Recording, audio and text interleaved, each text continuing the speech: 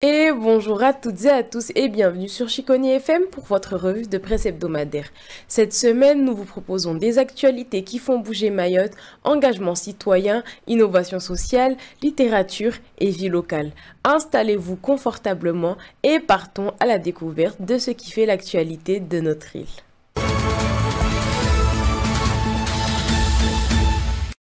Commençons par un sujet essentiel pour notre vie collective, la transparence et l'éthique dans la vie publique. Cette semaine, Chiconi FM TV a reçu Élise Van Veneden, vice-présidente d'Anticor, et Léo Jusiac, référent local à Mayotte, pour parler de corruption et d'engagement citoyen.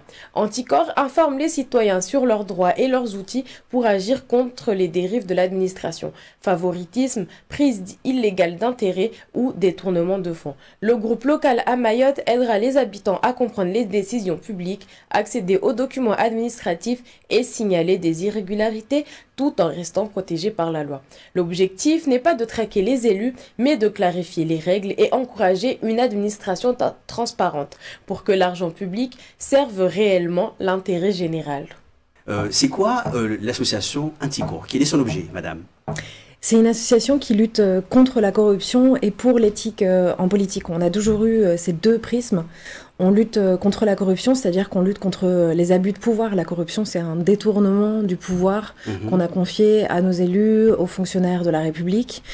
Et on lutte contre la corruption parce que la corruption, c'est une trahison de l'intérêt général, puisque les moyens publics, l'argent public, il est fait pour venir développer les services publics et pas pour être détourné pour des privés ou des proches.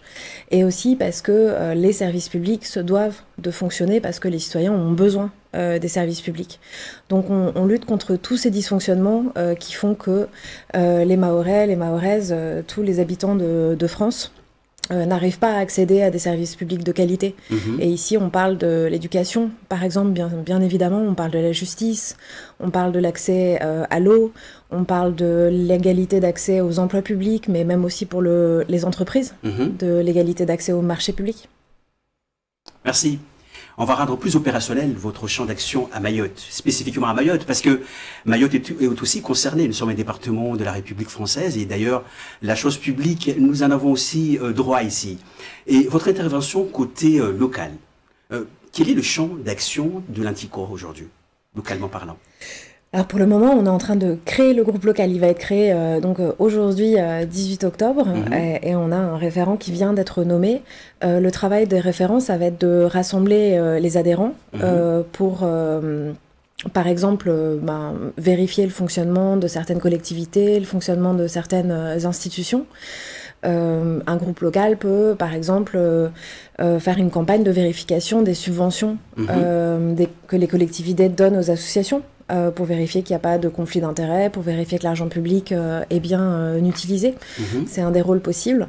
Elle peut aussi faire une campagne de contrôle, on va dire, même si ce n'est pas un contrôle public, c'est un contrôle privé des citoyens, d'organismes comme le syndicat qui gère l'eau. C'est voilà, des possibilités. Et le groupe local, il va recevoir des alertes.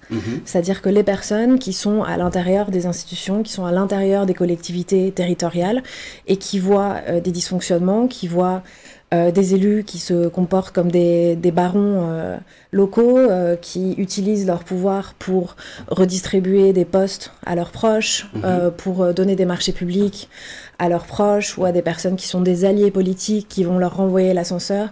Tous ces systèmes qui font que la République peut dysfonctionner, et ben ces personnes-là, elles peuvent venir nous voir et rester anonymes, mais nous donner des informations pour nous permettre à nous, après, de saisir le procureur de la République.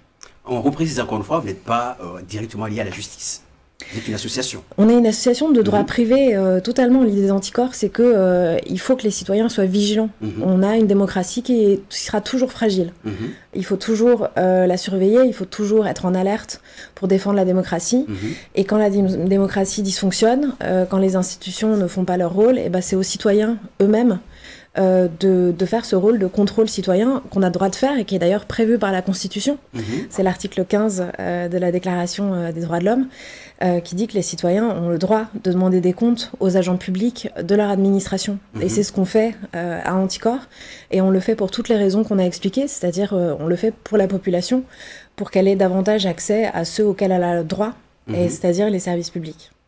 Merci. Et Léo, localement, votre intervention prend déjà, la mayonnaise prend actuellement sur Mayotte? La mayonnaise prend, les gens forcément sont intéressés par ce type d'action. Je pense qu'il y a une conscience générale de la population, qu'il y a un certain nombre d'élus ou d'organismes publics qui ne fonctionnent pas normalement.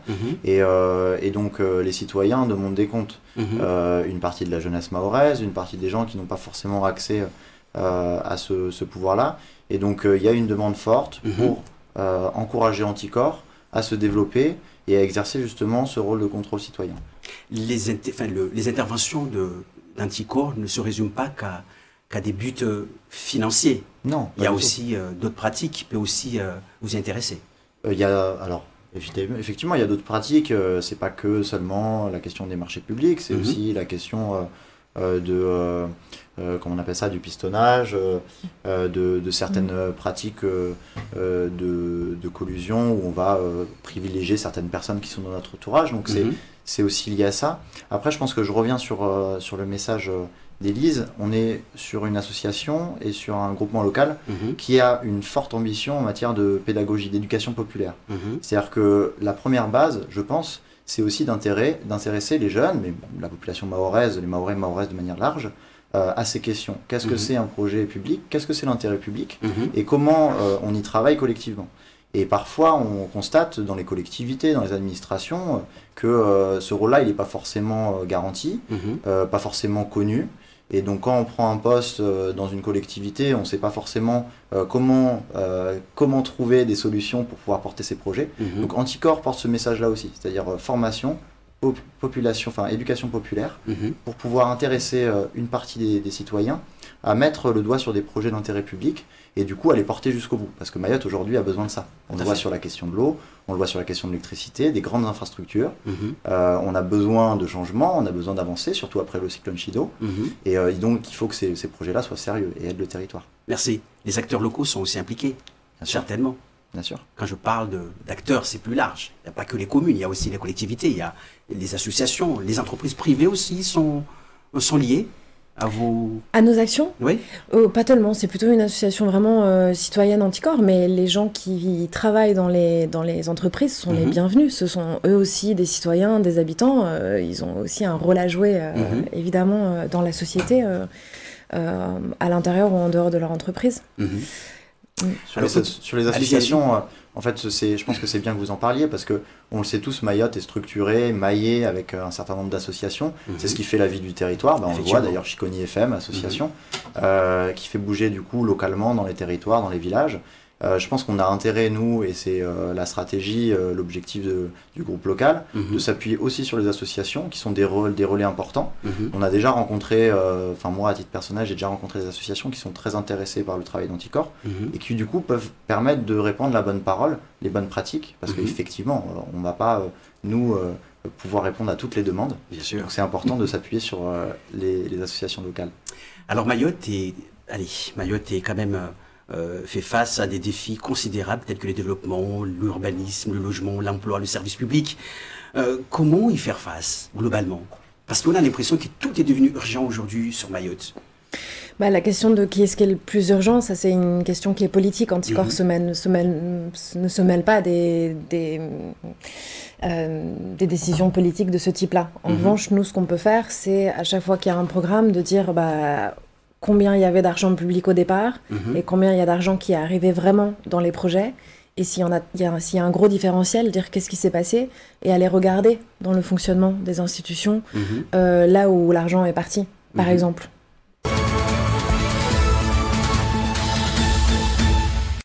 Après la transparence et la citoyenneté, intéressons-nous à une initiative locale qui allie emploi et habitat durable. À Dzoumogné, l'entreprise Lavarap a inauguré une unité de transformation de conteneurs maritimes en logements, bureaux et espaces collectifs, conformes aux normes RE 2020. Ces modules offrent des solutions rapides et durables pour l'habitat à Mayotte.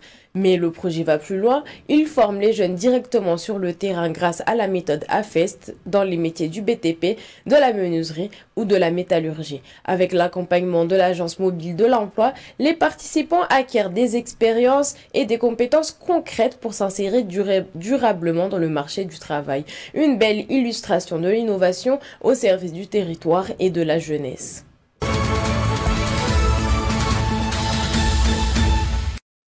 Et maintenant, place à la culture avec une voix qui transmet mémoire et savoir. Cette semaine, l'émission La Voix des Transmissions sur Chiconi FM TV a mis à l'honneur Naïma Essa Diallo. Professeure et autrice mahoraise, pour elle, l'écriture n'est pas simplement un loisir ou un exercice artistique, c'est un outil pour comprendre le monde, transmettre des valeurs et se comprendre soi-même. Depuis son enfance, Naïma écrit pour donner forme à ses émotions et à ses idées. Elle raconte qu'elle avait un ami imaginaire qu'elle appelait écriture, qui l'écoutait et l'aidait à exprimer ce qu'elle ne savait pas dire autrement. Cette relation avec le mot a façonné sa sensibilité et sa capacité à transmettre des messages puissants. Ses livres, Comment suis-je devenu prof et Transmission explorent des thèmes universels à travers le prisme de la vie mahoraise, la résilience, la confiance en soi, la découverte de ses racines et l'importance de l'éducation. Naïma Diallo insiste sur l'importance de la jeunesse et de la transmission. Elle veut montrer que, même dans des conditions difficiles, croire en ses capacités et s'engager dans son territoire est possible. Son style allie clarté, émotion et humour, rendant ses textes accessibles et proches du public. Pour elle, écrire, c'est exister, mais c'est aussi offrir aux autres la possibilité de se reconnaître dans les histoires, les mémoires et la culture de Mayotte. Une belle leçon, la littérature comme miroir de soi et comme un héritage à transmettre. Alors, quelle a été votre première émotion dès que vous vous êtes mis à l'écrit? Donc au départ, quand j'écrivais, mon émotion, c'était plus un soulagement. Puisque quand on est jeune et qu'on écrit, c'est plutôt sous la forme de journaux, journaux intimes, etc. Donc c'était plus pour pouvoir relater des événements et puis pouvoir en sortir quelque chose de beau, puisque dans la vie nous arrive toujours des choses, des belles choses et des moins bonnes. J'essaie toujours de sortir le meilleur d'une situation en la racontant, en l'écrivant. Alors j'avais cet ami imaginaire que j'appelais écriture, et écriture m'écoutait et me donnait des clés pour pouvoir mieux comprendre le monde qui m'entourait. La réussite d'une vie, la quête aussi d'une recherche rapprochée. Vous êtes à la fois humaniste, vous, dans vos écrits, nous l'avions d'ailleurs remarqué. Vous êtes aussi professeur de sciences. Cette vocation, l'écriture, d'où vient tout ça?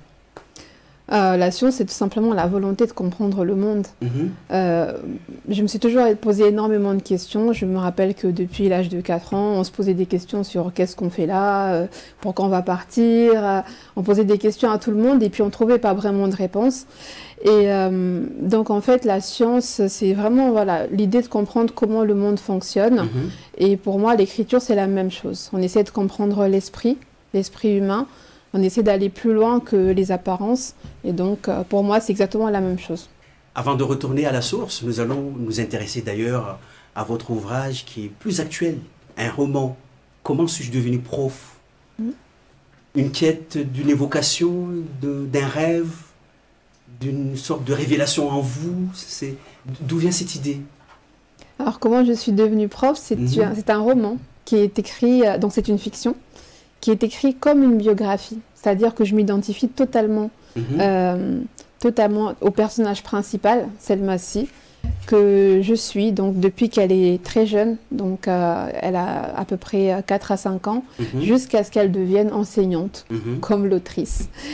Donc je la suis et je m'identifie à elle et tout simplement c'est un moyen, je pense, comme je disais tout à l'heure, de donner de la voix à ceux qui ne peuvent pas parler, c'est-à-dire les enfants, les femmes aussi qu'on écoute un peu parfois, et leur faire émerger leurs ressentis et aider aussi d'autres personnes à les comprendre, puisque ceux qui ne parlent pas beaucoup, on a du mal à les comprendre, et puis on a plus tendance à ne pas tenir compte justement de leur ressenti. Et donc c'était pour moi une manière de donner de la voix à tous ces jeunes qui vivent notamment dans les cités ou alors ici dans des endroits qui sont difficiles et qui ont simplement envie d'améliorer leur vie. Vous avez dit que dans votre ouvrage, vous êtes représenté à travers un personnage. Et donc, ce personnage gravit les échelons jusqu'à devenir prof. Moi, je voudrais vous demander aujourd'hui, quel moment vous a le plus marqué dans votre parcours d'enseignante? Dans mon parcours d'enseignante, je pense que il n'y a pas vraiment de moment particulier qui me marque, mais c'est juste, j'essaye chaque jour d'apporter d'apporter ma pierre à l'édifice.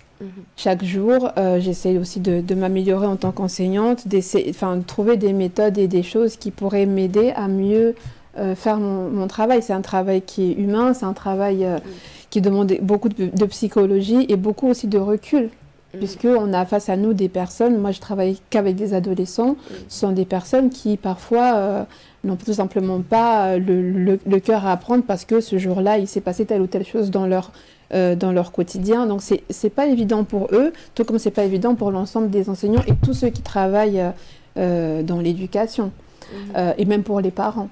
Donc j'essaie simplement chaque jour, humblement, de m'améliorer en tant qu'enseignante, mais aussi en tant que mère. Donc au final, je dirais pas qu'il y a vraiment des moments marquants, simplement parfois, on le fait pas pour ça, mais parfois on reçoit des lettres d'enfants, des choses qui me font... qui me font beaucoup pleurer. Je trouve que quand un enfant prend son temps pour écrire un message, c'est des choses qui me marquent profondément. Et voilà, donc parfois c'est ce genre de moment où on vous dit merci, ou parfois les retours, puisque les premiers élèves que j'ai eus aujourd'hui, ce sont des personnes qui travaillent. Voilà. Donc parfois des retours, quand on essaie de prendre des nouvelles, et puis des merci, ça marque. On ne le fait pas vraiment pour ça, mais ça marque beaucoup.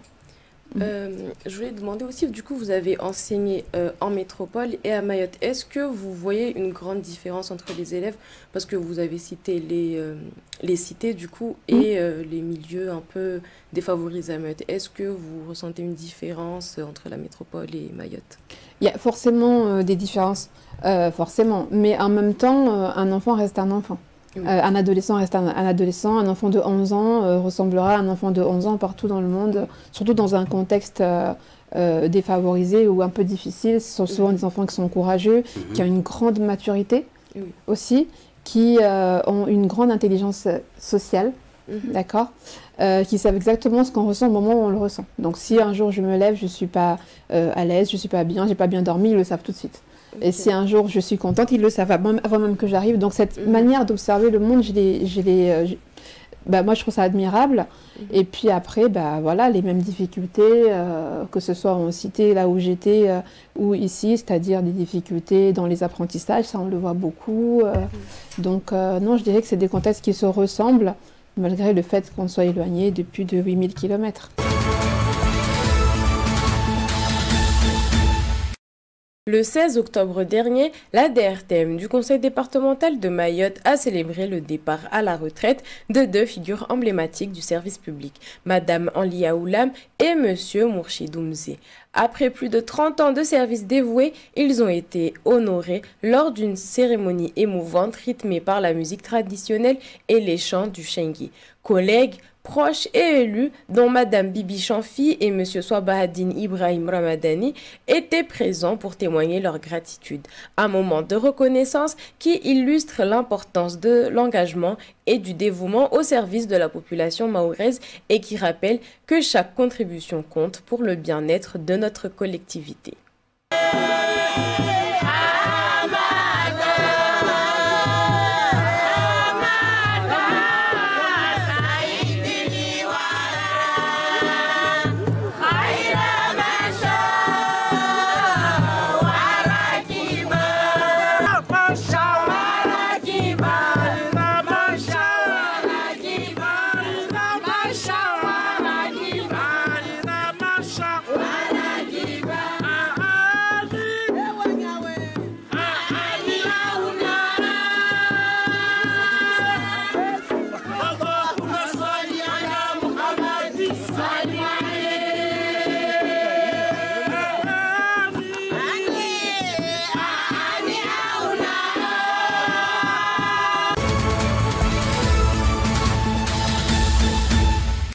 Le 17 octobre, la première randonnée intergénérationnelle organisée par le Centre social La Symphonie sociale et solidaire en collaboration avec la FMAPAR a réuni familles, enfants et aînés à Chiconi. Cet événement a permis de partager un moment convivial en plein air, de découvrir la beauté de notre environnement et surtout de renforcer les liens entre générations. Petits et grands ont marché ensemble, échangé et profité d'une activité saine et ludique. Cette première édition marque le début d'une tradition qui, on l'espère, sera pérenne et permettra de créer davantage de moments de solidarité et de partage sur notre territoire.